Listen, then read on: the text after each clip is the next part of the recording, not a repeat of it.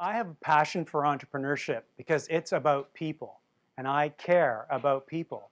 It's people like you and me who buy stuff. We and our wallets are ultimately the judges of entrepreneurial success. Entrepreneurship is about new ways of serving people today and in the future. In existing markets, people want to be served with better, faster, and cheaper versions of products and services we already know. For example, I have an iPhone 4S and I want and need the iPhone 6 because it's better, faster, and cheaper.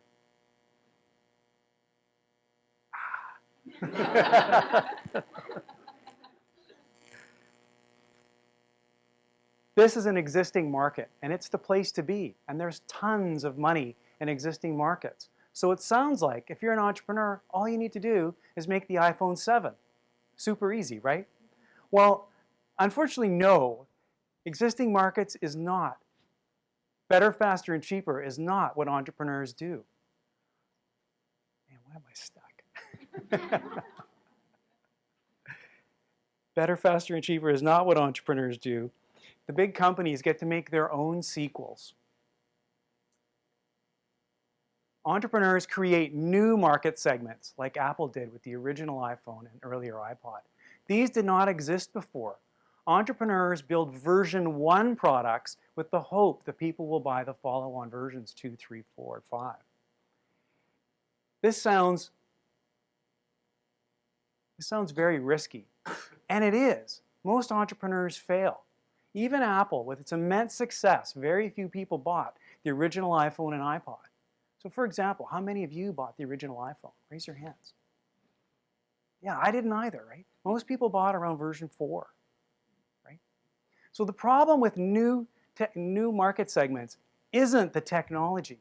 It's the people. Very few people buy version 1 of anything. So an entrepreneur's real job is finding people who care, developing a relationship with them for versions 2, 3, 4, and 5, and so on, the sequels, because that's where the money is. And now the sad part, this takes a lot of time and work.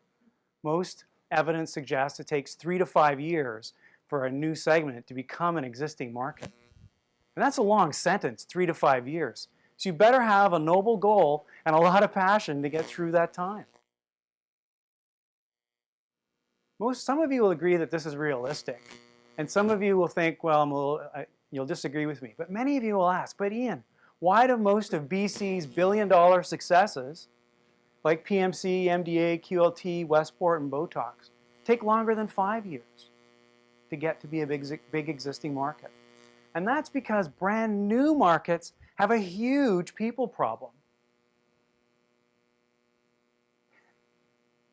I'm stuck again. Knock it off.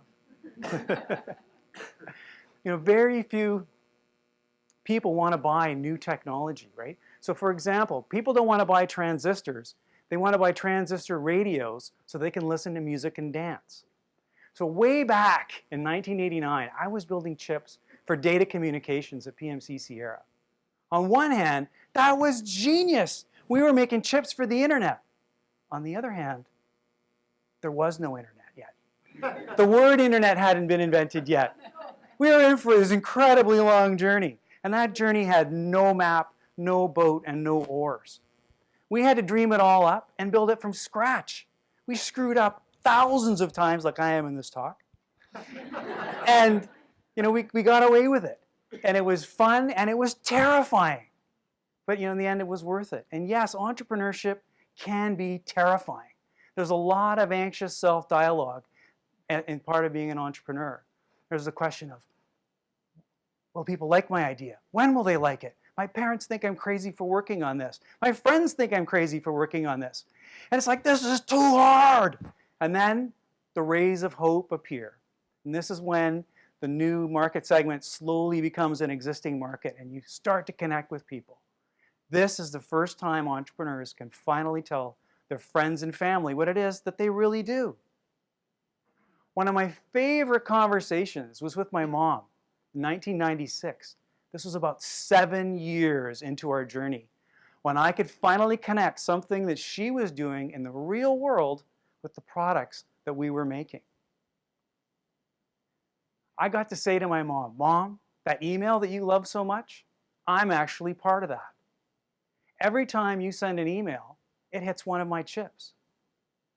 In fact, anytime anyone on Earth sends an email, it goes through one of my chips. That was such a great moment. I made a difference for my mom.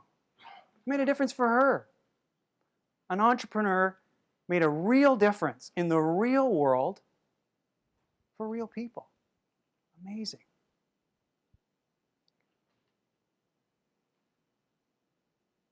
Forget what the next slide is. Our company did survive. And by 1998, we finally cracked $100 million in sales. It took 10 years. That journey began with a whole bunch of brand new technologies and a market segment that was called the internet.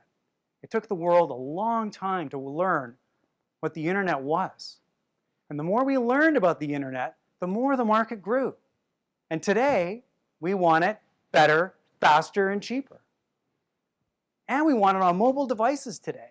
It's amazing how far the internet has come in the 20 years. So for the future entrepreneurs in the room, I'll leave you with one question. Whose problem are you going to solve? Because that's the first question on the first step on your entrepreneurial journey. Thank you.